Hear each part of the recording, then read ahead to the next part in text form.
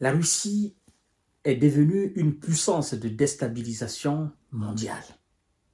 La Russie est une puissance de déstabilisation des pays africains. L'envoi des troupes sur le sol n'est pas exclu. Il faut apporter le rapport de force sur le terrain. Vladimir Poutine n'entend que le rapport de force. Il ne faut pas négocier avec lui.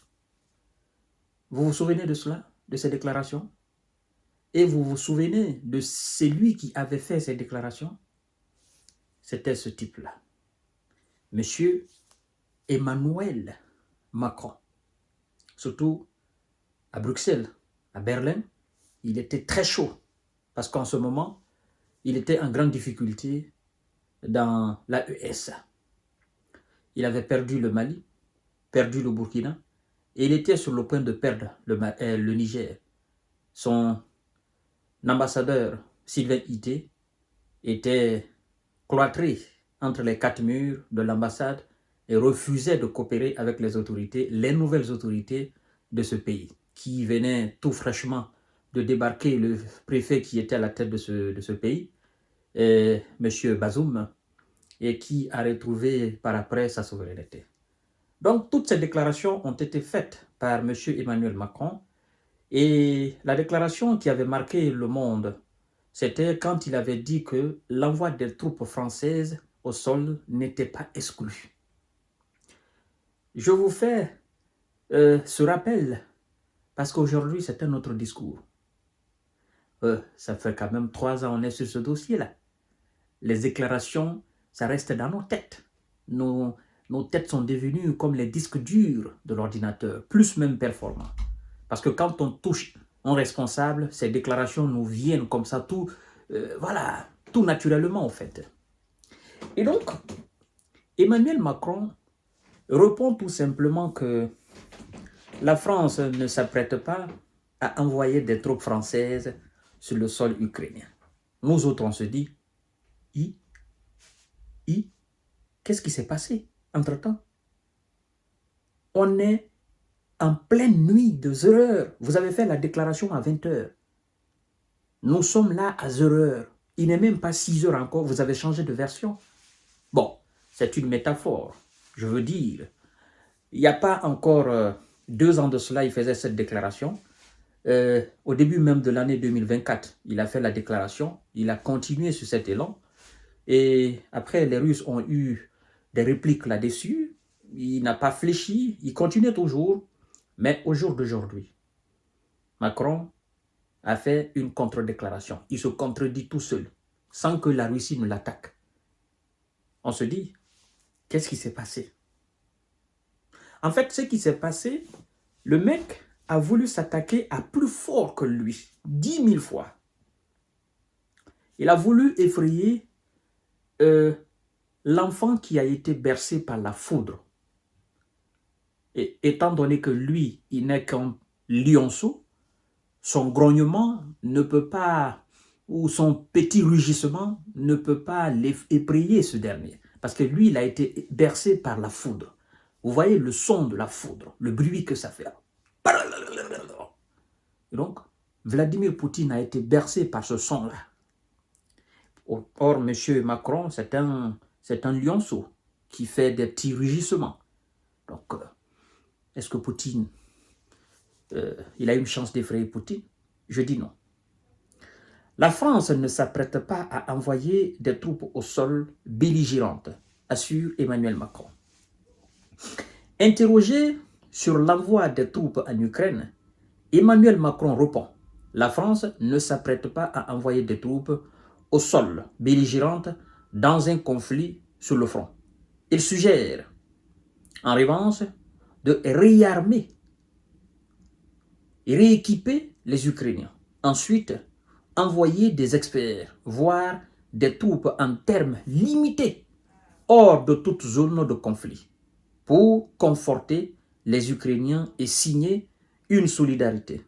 C'est ce à quoi nous réfléchissons avec les Britanniques. Et troisième solution, l'adhésion à l'OTAN. Bon, comme ce n'est pas lui qui accepte les gens à l'OTAN, c'est Washington qui le fait. Donc, ça c'est exclu.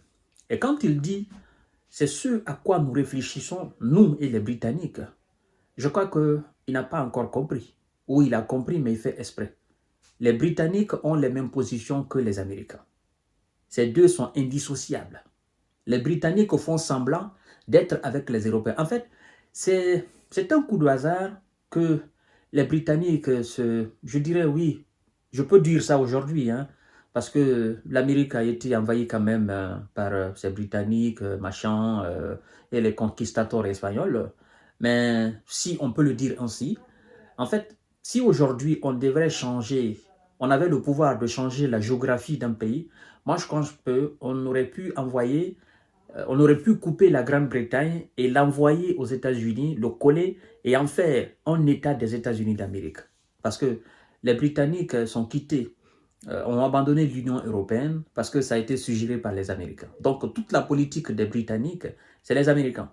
Les Américains et les Britanniques sont comme ça. Donc Emmanuel Macron qui parle des Britanniques, je crois que lui, il fait exprès, sinon il connaît la composition des Britanniques. Alors, Monsieur Emmanuel Macron, lorsque vous dites l'envoi des troupes belligérantes dans un conflit, nous voyons cela comme une faiblesse.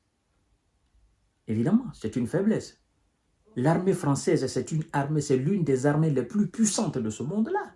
Nous l'avons vu en Libye. Évidemment, c'est l'une des armées les plus puissantes.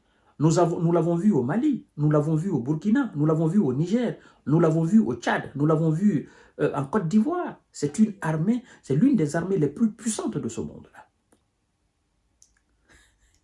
Et donc, je ne sais pas pourquoi vous avez peur, pourquoi vous avez cette réticence d'envoyer vos militaires sur le sol en Ukraine pour aller faire face aux Russes. Ou bien c'est eux, ils sont à un niveau plus supérieur que vos éléments. Je ne comprends pas. Ça a été facile de déloger Kadhafi, non? Moi, je pense que c'est aussi facile de déloger Vladimir Poutine. Vous prenez des avions de chasse hein, avec vos alliés sur le continent européen. Vous faites la même chose que vous avez fait à Kadhafi. Vous montez dans l'espace, vous allez à Moscou, vous dites à Vladimir Poutine, s'il ne se rend pas, ben vous allez complètement anéantir, pulvériser le Kremlin. Je pense que c'est la meilleure des solutions. Non, c'est pas ça. Monsieur Kanté, vous n'aimez pas Monsieur Emmanuel Macron. Vous n'aimez pas les militaires français.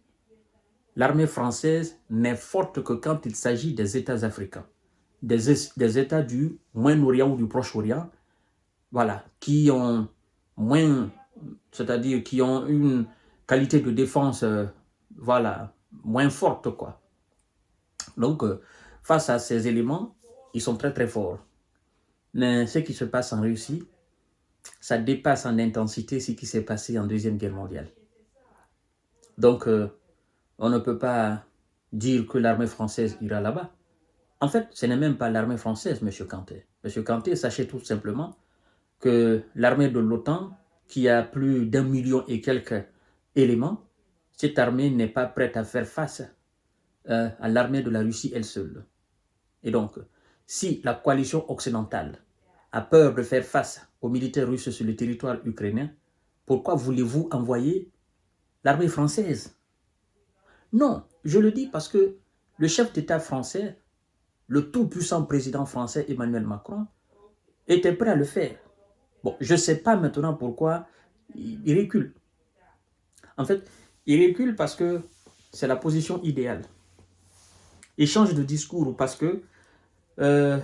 Biden qui était là à les galvaniser, Biden n'est plus là, c'est Trump qui est là. Et Trump exclut tout envoi de militaires américains sur le terrain. Donc, puisqu'il n'y aura pas de militaires américains sur le terrain, l'armée française, l'armée allemande, s'il y en a encore britannique, ne peuvent pas aller. Parce qu'il faut la logistique américaine, il faut les moyens colossaux américains pour appuyer les militaires otaniens sur le terrain. Et donc, si l'Amérique n'est pas engagée là, aucune armée européenne n'ira sur le terrain.